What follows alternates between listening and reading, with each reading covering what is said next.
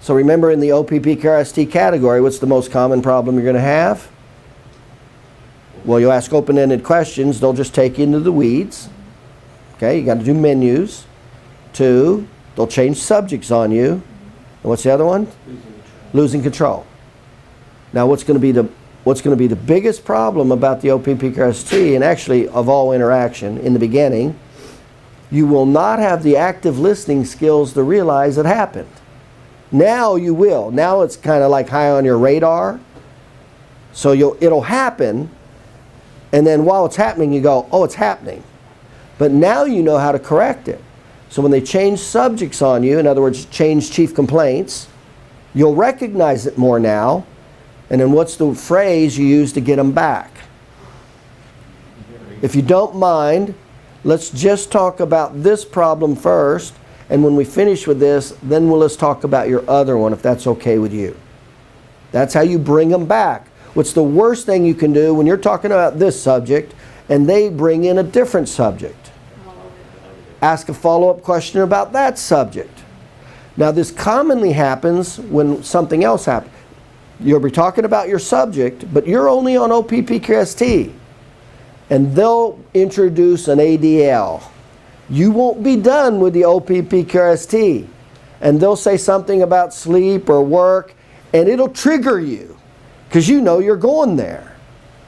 Instead of finishing OPPQRST, what will you do? You'll go and start asking them about work or whatever it is they just said because you know it's a trigger. Can you see this happening? It happened to me yesterday. Right. That's what happens. See? And then the third thing that happens is they'll just take off on you. And so how do you get them back in control? What's the phrase? Wait a minute. Going a little too fast for me. That's an empathy statement, by the way. Going a little too fast for me. Let me make sure I get all of your information for your medical records. And then what can you not do after you stop them and get back control by doing that? Pause. As soon as you pause, they're going to start talking again.